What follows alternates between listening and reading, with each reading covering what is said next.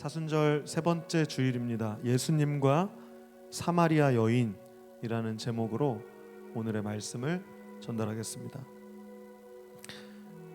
여러분, 지난주에 잠깐 이야기했던 데칼코마니 구조에 대해서 한번 복습하고 넘어가겠습니다. 요한복음을 계속해서 강의하고 있는데 첫 번째 표적이 뭐였죠? 그렇죠, 가나의 혼인잔치. 물을 뭘로 바꿨죠? 잔치에서 떨어졌던 포도주로 바꾼 표적을 통해서 예수님이 하나님의 아들이심을 알게 하셨습니다. 그런데 그 혼인잔치를 보고 또 예수님이 잘 나가기 시작하니까 유대인들은 부정적인 반응을 보입니다. 이것이 왼쪽 편의 데칼코마니 구조입니다. 그리고 지난주에 세례 요한의 증언을 통해서 가운데 장을 이야기했고요. 오늘은 이제 오른쪽에 있는 비슷한 구조의 이야기. 첫 번째 표적 가나의 혼인잔치와 그리고 여기에는 맨 마지막 두 번째 표적 왕의 신하의 아들을 고치심이 있고요. 그 중간에는 사마리아 이야기가 있습니다. 사마리아 여인에게 예수께서 어떻게 찾아오셨고, 오늘 우리 함께 불렀던 우리 한예은 인도자께서 우리 태어나서 처음으로 찬양 인도를 하셨는데 그 찬양의 가사가 녹아져 있는 말씀이 오늘의 말씀입니다. 지난주 설교에 이어서 예수님의 우리가 행보를 돌아봤으면 좋겠습니다. 오늘의 말씀 1절에 보면 우리 같이 한번 읽어봤으면 좋겠습니다. 같이 읽읍시다. 시작. 바리새인들은 예수님께서 요한보다 더 많은 사람을 제자로 삼고 세례를 준다는 소문을 들었습니다. 지난주 설교에서 예수님의 제자들 그리고 예수님께 세례받는 사람들이 많아지니까 그것을 시기하는 세례 요한의 제자들의 모습을 볼 수 있었습니다. 그리고 이 1절에서도 계속해서 더 많은 사람을 제자로 삼고 세례를 준다는 소문을 들은 바리새인의 이야기가 나옵니다. 2절을 읽읍시다. 시작.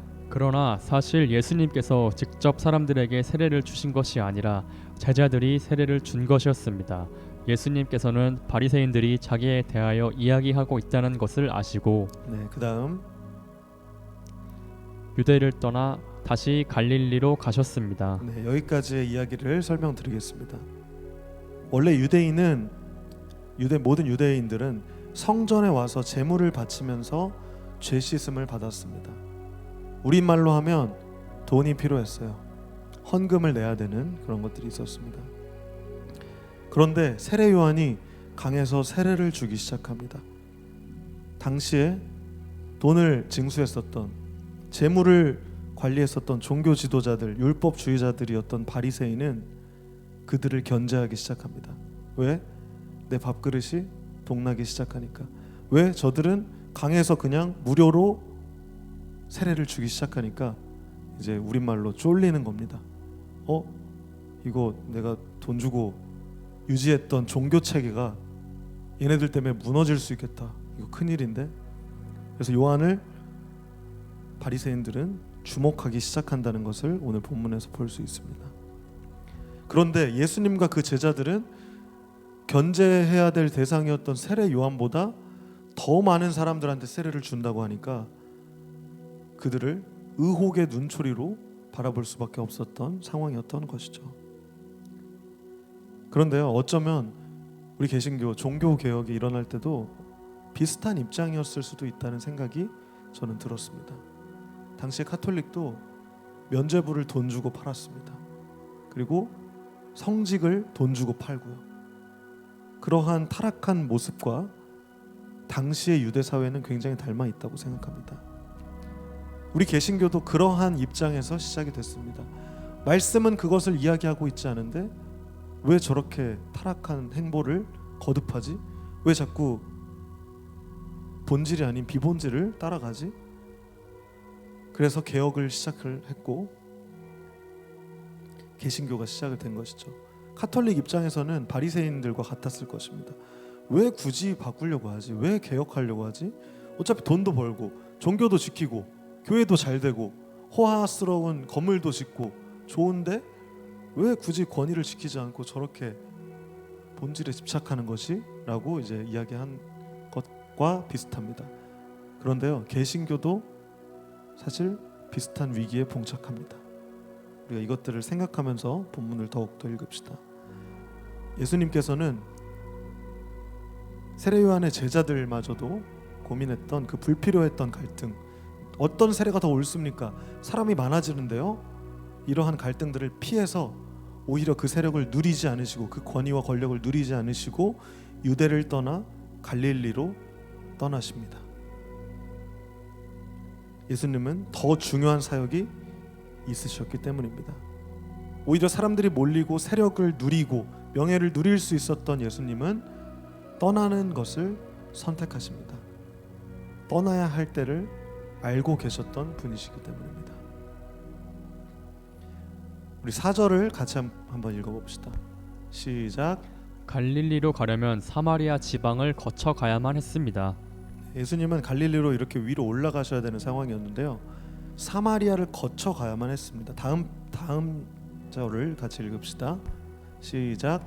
예수님께서는 사마리아에 있는 수가라는 마을로 들어가셨습니다. 이 마을은 야곱이 자기 아들 요셉에게 주었던 밭에서 그리 멀지 않은 곳에 있었습니다. 유대에서 갈릴리로 가기 위해서는 사마리아라는 마을을 거쳐가야 했는데요, 그런데 유대인들은 사마리아를 거치지 않는 것이 정상이었습니다. 왜냐하면 사마리아라는 것은요, 유대인들에게 그들의 혈통과 신앙의 순수성을 상실한 배신자, 배교자들이었기 때문입니다. 그래서 이방인들, 자신들은 성민이고 거룩한 백성인데 이방인들과 똑같이 여겨서 그들을 부정하게 생각하고 배척했습니다.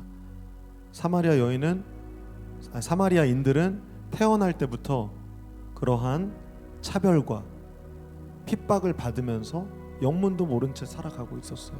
그러나 분명히 잘못한 것은 그들은 세상과 타협했습니다. 세상에 몸을 담았습니다. 그래서 그 멀리 이렇게 돌아가야 됐던 그 길을 예수님께서는 오히려 그때의 모든 통념을 다 깨시고 사마리아를 거쳐가는 선택을 하십니다. 여러분, 우리는 서로를 사실은 배격하고 핍박하는 본질이 있습니다. 뭔가 나와 다르면, 예를 들어서 인종차별이 그러하고요, 요즘 우리의 이슈는 또 성차별, 남자와 여자가 서로 남자끼리 뭉치고 여자끼리 뭉치면서 서로를 배척하기도 합니다. 또 저한테는요, 어떤 게 또 있었냐면, 약간 모르게 저희 아버지가 무역업을 하셨는데 외국인 노동자를 고용하셨어요. 근데 그 노동자들이 얼굴도 까맣고 또 왜소하고 말투도 되게 이상하다고 막 느껴서 제 초등학교 때부터 그 사람들을 제 마음속에서, 뭐 그 사람들한테 직접적으로 하지 않았지만 약간 차별하고 뭔가 좀 나보다 하등한 존재로 여기는 것이 제 마음속에는 있었던 것 같아요. 우리 안에도 사실 그 마음 가운데 나도 모르게 있는 그런 차별들이 존재합니다. 마치 유대인들이 사마리아인들을 그렇게 대했듯이요. 그러나 예수님은 그러한 분열을 하나 되게 하시는 분입니다. 우리의 분리의 장벽들, 차별의 장벽들을 다 깨뜨리시고 불필요했던 갈등, 그 세례 요한의 제자들과 했던 갈등, 또 바리새인들과 했었던 그 불필요했던 갈등들은 피하시지만 오히려 그때 불편하고 소외되었던 사마리아인들은 피하지 않으셨던 것입니다. 결국 사마리아인들에게 복음을 전하고 그들을 구원에 이르기 위해서 예수님은 사마리아를 거쳐 가셨던 것입니다. 잃어버린 자들을 찾아 예수님은 그 길을 선택하셨던 것입니다. 오히려 외면치 않으시고 적극적으로 찾아가는 모습을 우리는 본문에서 볼 수 있습니다. 이것은 사도행전의 나중에 이야기가 되는데, 사도행전 1장 8절에 이런 말씀이 있습니다. 다만 성령이 너희에게 오시면 너희는 권능을 받아 예루살렘과 온 유대와 사마리아와 그리고 땅끝까지 가서 내 증인이 될 것이다. 사마리아 사람들은 혐오받고 배제되었던 사람이었습니다. 여전히 우리에게 있는 마음과 같아요. 혐오와 배제가 섞인 마음을 통해서는 하나님 나라가 임할 수 없습니다. 여러분, 우리의 마음을 돌아봅시다. 우리 공동체에서 서로를 인정하지 못하는 것이 있습니까? 저는 사실 그 모습들을 많이 보면서 가슴 아파할 때가 많습니다. 어떤 친구는 나눔에서 말하는데 그 친구에 대해서 이제 경청하지 않는 모습을 봐요. 왜냐하면 그 친구가 말을 어눌하게 하기 때문에, 혹은 그 친구가 약간 좀 세상 기준에서 좀 찐따 같기 때문에 뭔가 좀 어색하고 말 잘 못하고, 그렇기 때문에 경청하지 못하는 자세를 봐요. 저는 되게 속상합니다. 왜냐하면 그러한 분열과 그러한 배제 가운데서는 하나님 나라가 임할 수 없습니다. 저는 DY 공동체에 존중이 있고 예수 그리스도가 그러하셨듯이 정말 얘는 세상 가서 소외될 수밖에 없는 친구야. 성격이 어떻게 이 모양이지? 막 이런 친구들이 있어요. 그러나 그들에게 다가가는 예수 그리스도 모습을 우리가 회복하기를 간절히 소망합니다. 그것의 시작은 이 예배가 될 것이고요. 그리고 팀 모임이 될 것이고요. 또 코치님들과의 교제가 있을 것이고요. 또 말씀 나눔, 세수 모임, 모든 우리의 그 대화와 모든 우리의 만남이 그 회복이 될 것입니다. 여러분, 니고데모 이야기를 제가 2주 동안 전했었는데요. 니고데모는 어떤 사람이었습니까? 니고데모는 그 당시에 굉장히 학자였어요. 뭔가 지성인이었습니다. 존경받는 선생이었습니다. 예수님은 니고데모가 예수님께 직접 찾아오는 것을 보시고 그 존경받는 선생이었던 그에게 맞는 학식으로 거듭남이라는 되게 어려운 단어를 막 사용하시면서 그 복음을 전하십니다. 그러나 오늘은 어떻습니까? 소외되고 또 학식도 많이 없고 또 사람들의 눈을 피해서 뜨거운 곳을 찾아왔던 그 사마리아 여인에게 그녀의 시각에 맞는 언어로 예수님이 말씀하고 계신 것을 우리는 볼 수 있습니다. 그렇다면 어떻게 예수님께서 찾아오셨고 말씀하고 계신지 본격적으로 보도록 하겠습니다. 우리 6절을 같이 읽읍시다. 시작. 그곳에 야곱의 우물이 있었습니다. 예수님께서는 오랜 여행으로 피곤하여 그 우물가에 앉으셨습니다. 그때가 대략 정오쯤이었습니다. 여기서 문제. 여러분, 정오가 몇 시인지 아세요? 무슨 12시? 난 12시. 이거 모르시는 분들 되게 많더라고요. 네. 글피 뭐 이런 말 모르시고 요즘 되게 단어에 취약한 시대에 살고 있는데, 정오는 난 12시입니다. 요즘 날씨가 되게 더워졌다가 오늘 비가 오긴 했는데, 여러분 그 당시에 그 지역의 12시는 정말 찌는 듯한 더위였습니다. 오늘 우리 찬양에서도 그 배경이 조금 나왔는데요. 근데 이 여인은 굳이 그 큰 물동이를 들고 물을 기르러 12시에 나왔어요. 여기서 우리는 뭘 볼 수 있습니까? 이 여인은 사회적으로 고립되어 있었습니다. 이제 다음 주에 이 사마리아 여인의 스토리가 더 나오는데요. 약간 스포를 먼저 해서 예고를 하자면, 사마리아 여인이 결혼을 엄청 많이 했습니다. 그리고 굉장히 당시 사회에서 뭔가 손가락질 당하고 욕먹던 사람이었습니다. 여러분, 우리가 죄를 짓잖아요. 사마리아 여인처럼 사람들 눈을 피해요. 왜냐? 죄스럽고 죄책감에 빠지고 굳이 내가 대하기 싫으니까 피하게 된단 말이죠. 그러나 사마리아 여인이 그렇게 뜨거운 곳을 오실 때 예수님은 피곤하셔서 쉬시면서 또 사마리아 여인을 만나주고 계십니다. 피곤하셨던 예수님, 인간의 모습으로 이 땅 가운데 오셔서 우리의 피곤함을 함께 느끼시고 누리셨던 그 예수님께서 그 여인을 만나주십니다. 그런데 저는요, 이 대목에서 이런 생각이 들었어요. 난 12시는 가장 밝은 시간입니다. 해가 중천에 떠 있는 시간이었는데 그 여인은 가장 어두운 여인이었어요. 가장 밝은 시간에 가장 어두운 여인을 만나시는 예수님의 모습을 우리는 목격합니다. 소외와 아픔 속에 살고 있었던 여자, 그 여인을 만나주시는 대목이신 것입니다.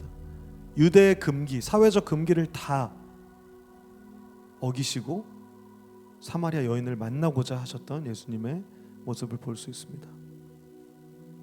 여러분, 세상은 나의 부정함을 타인에게 전가시킵니다.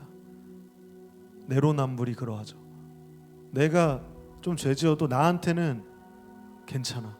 나는 좀 허용이 돼. 근데 타인의 죄에는 엄청 민감해요. 그런 게 우리의 모습이에요. 우리 안에는 그런 것들이 있습니다.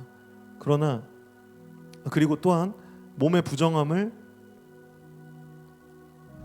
좀 싫어하고 좀 괜히 이렇게 자신은 깨끗하다고 생각하는 경향이 있습니다. 그러나 예수님께서는 어떻게 하십니까?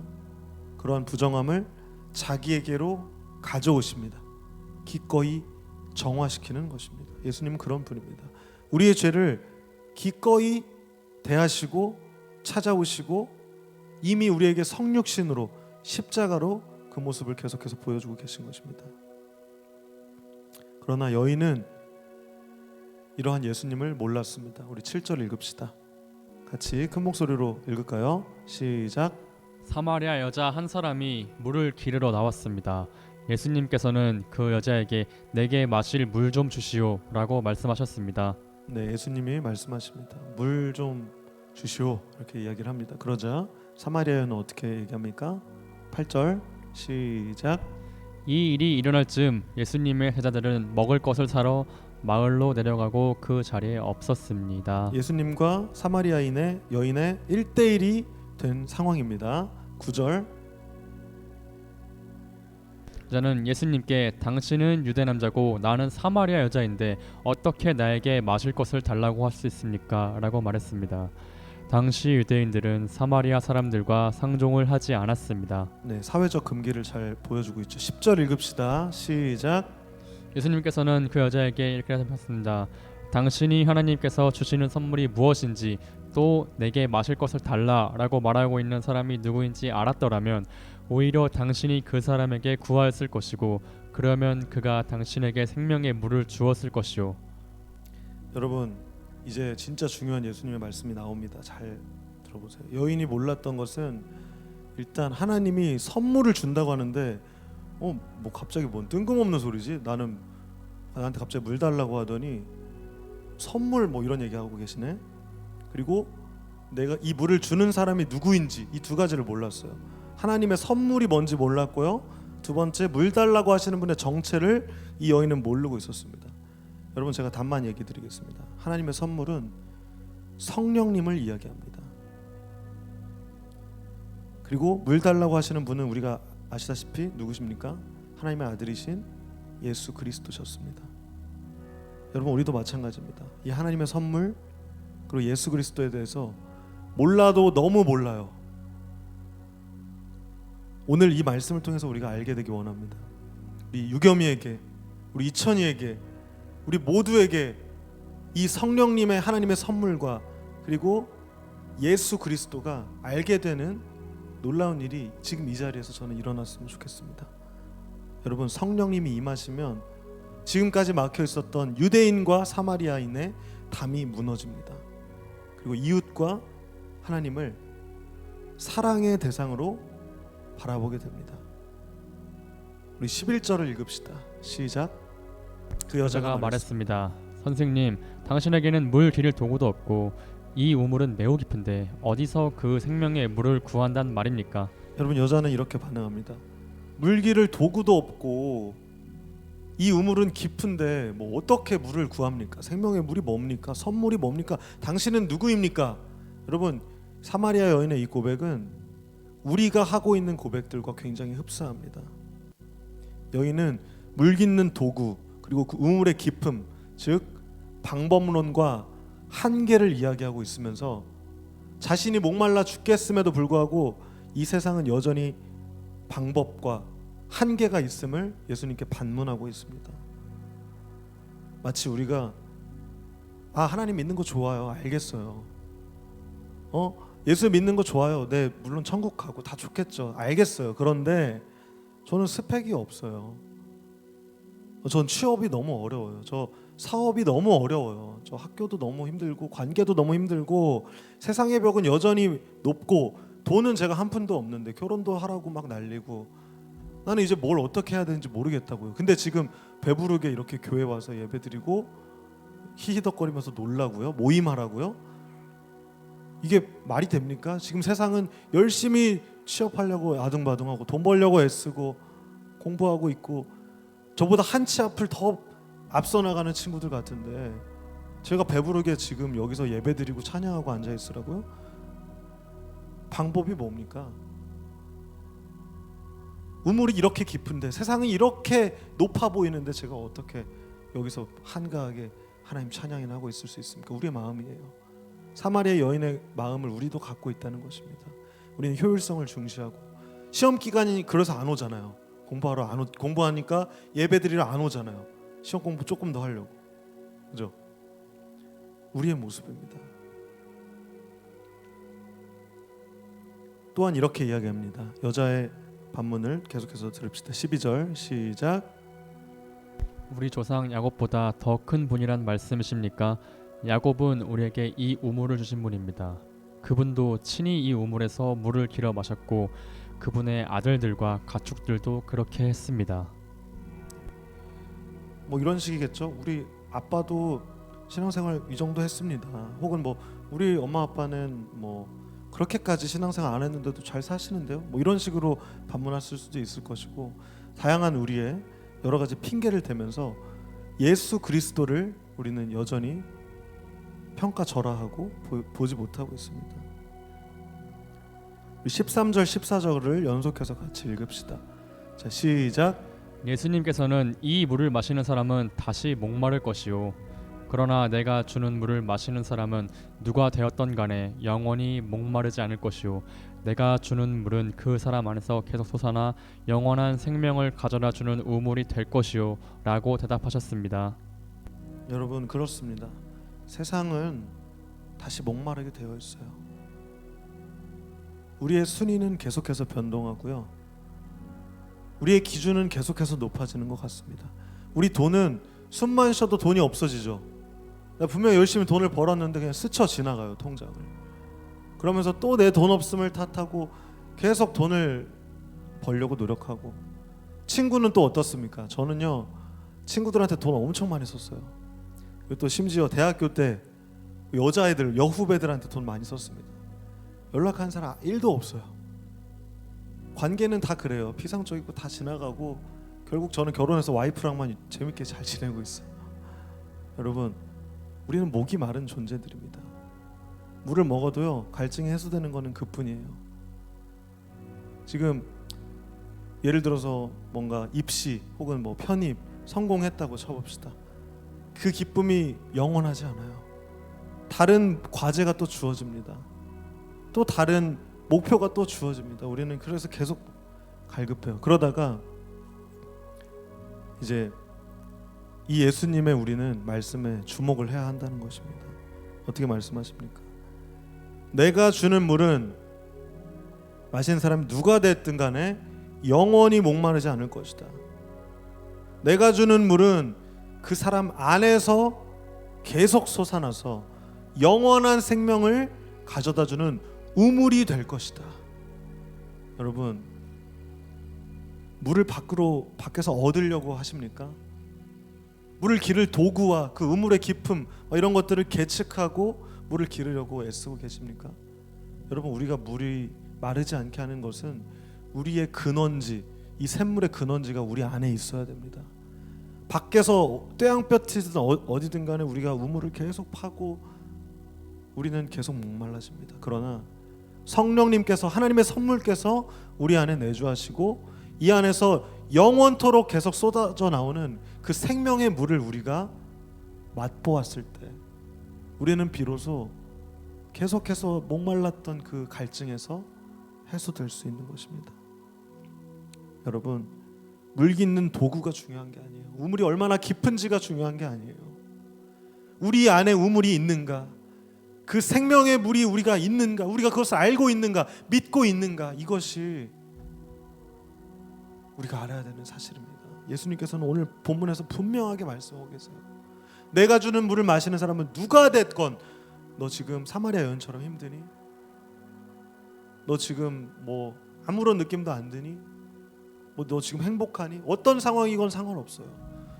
그러나 영원히 목마르지 않을 것이라고 분명히 오늘 본문에서 이야기하고 계십니다. 여러분, 예수님 안에 인생의 문제의 근본적인 해답이 있습니다. 이것이 당신이 야곱보다 더 큰 분이냐고 반문했었던 여자의 질문에 대한 대답입니다. 이 세상에 어떤 것으로도 채워줄 수 없었던 영적 갈증, 인생의 갈증을 예수 그리스도로 인해서 단번에 그리고 영원토록 채워줄 수 있을 것을 예수 그리스도는 선포하고 계십니다. 특히 여러분, 제가 요즘에 굉장히 가슴이 아픈 부분인데요, 죄의 문제에 빠진 많은 청년들이 있다고 저는 여러 가지 얘기도 듣고 또 보입니다. 여러분, 예수 그리스도를 정말로 믿게 된다면 이 죄의 짐을 가볍게 벗어버릴 수 있습니다. 여러분, 우리가 예수 믿는다고 이 자리에 나와 있지만 우리의 믿음은 반쪽짜리 혹은 믿음이 없을 때가 너무나도 많아요. 믿지 못하면 여전히 그 짐 가운데, 그 죄의 짐 가운데 우리는 눌린 채 아둥바둥대면서 살아갑니다. 여러분이 생각하는 믿음은 무엇입니까? 여러분이 생각하는 죄는 무엇입니까? 그 문제를 해결하실 수 있는 분은 예수 그리스도 한 분뿐입니다. 죄의 문제가 해결되지 않은 사람은 이 세상 모든 것을 다 소유해도 참된 평안, 기쁨, 만족 얻을 수 없습니다. 예수 그리스도께서 주시는 그 물, 이것이 바로 예수 그리스도 속죄입니다. 누구든지 예수를 믿기만 하면 이 은혜에 참여할 수 있고 그분이 주시는 평안과 기쁨을 누릴 수 있습니다. 오직 예수 그리스도를 통해서만 이 짐에서 우리는 자유롭게 됩니다. 죄의 자유, 죽음의 자유, 고통에서의 자유는 오직 예수 그리스도를 통해서만 우리는 얻을 수 있습니다. 우리의 길이고 진리고 생명 되신 예수 그리스도를 통해서만 얻을 수 있는 것입니다. 우리 15절을 같이 읽읍시다. 시작. 사마리아 여자는 예수님께 선생님, 저에게 그런 물을 주셔서 제가 다시는 목이 마르지 않을 뿐더러 물을 기르러 여기에 오지 않게 해주십시오 라고 말했습니다. 사마리아 여인이 갑자기 이 모든 것을 이해했을까요? 저는 아니라고 생각해요. 잘 모르겠는데 일단 내가 목말라 죽겠으니까, 내가 여전히 그 죄에서 신음하고 계속해서 내 남편을 바꿔가면서 그 사랑을 받고자 했으나 그 사랑이 계속해서 목마르다는 것을 알았으니까 그 갈증에 못 이겨서 예수님께 이야기합니다. 선생님, 저에게 제발 그 물을 주세요. 제가 다시는 목이 마르지 않을 수 있도록 도와주세요. 물을 기르려고 이 떼양볕에 여기 오지 않게 해주세요. 저 너무 처량합니다. 저 이제는 이렇게 살기 싫습니다. 이러한 간절함과 목마름을 예수님께 이 사마리아 여인이 표현하고 있습니다. 여러분, 예수님께서 사마리아 여인에게 먼저 다가가서 물을 달라고 하셨던 분입니다. 그러나 이 대목에서 우리는 정말로 물이 필요했던 사람이 누구인지를 우리는 알 수 있습니다. 바로 사마리아 여인이었습니다.